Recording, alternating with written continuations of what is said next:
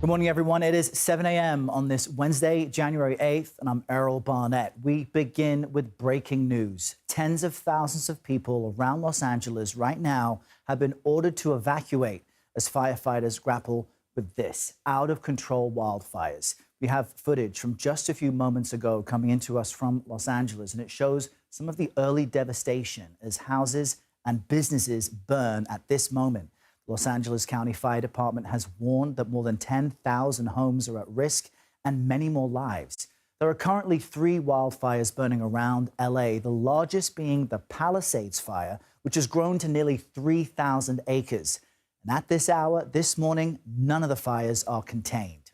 Now, as the fires grew overnight, a senior living center was forced to evacuate, with authorities trying to use any means they could to get the residents out. And that included an armored vehicle typically used to transport SWAT officers. Meantime, others are trying to get away by car. They were forced to leave their vehicles on the road and evacuate on foot. Really chaotic scenes. I just leave my car right there. Where's your car? The cop say you have to leave, and I leave my car right there because... So, what happened? There's a lot of fire right there.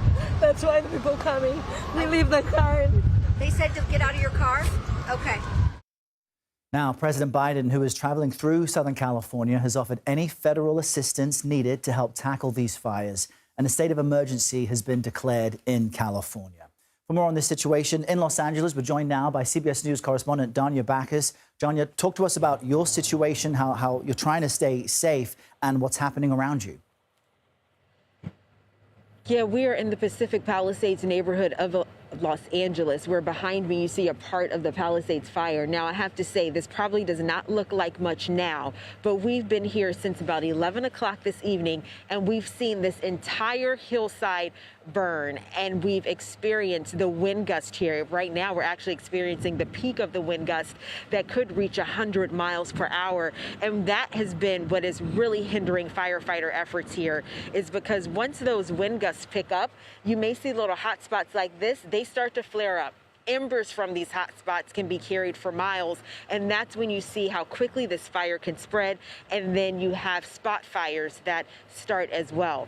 One of the things also with the wind gusts is that firefighters here have been forced to fight this fire from the ground only. And usually in situations like this, we see them attacking the flames from the ground and the air. But because the wind gusts are so high, they can only attack from the ground, because the water dropping helicopters and then also the aircrafts that drop flame retardant are not able to fly at this time. You mentioned those evacuations. We've seen tens of thousands of people evacuating throughout the day because this fire here where I am exploded in a matter of hours, meaning that all of those people tried to leave their homes at the same time. And to give you an idea, we're on the PCH. It's a narrow road. A lot of the homes that you're going through canyons, there's windy roads. So all of those people trying to leave at the same time pretty much meant a traffic jam. Some people were forced to leave their cars on foot trying to get to safety. So it has been an ongoing situation here. And unfortunately, Errol, they're saying that the wind gusts are expected to weaken just a little, but we will not be out of this wind event until later this week. We want you and the crew to stay safe, Danya. This will be a frightening day ahead for so many people there in Los Angeles, the Palisades and Malibu. Thank you for your time. We'll stay close to you. We now want to cross directly to Malibu. Our Jonathan Vigliotti standing by there. Jonathan, good morning. And good morning to you. And it has been incredibly difficult to put into words the destruction that we're seeing. We are here in Malibu on the Pacific Coast Highway.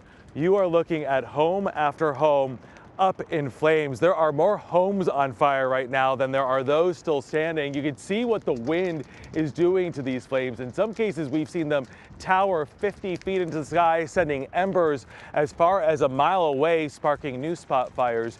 We arrived on the scene yesterday morning when this fire first sparked, in the Pacific Palisades. We watched these blowtorch conditions, the high wind sending flames from roof to roof.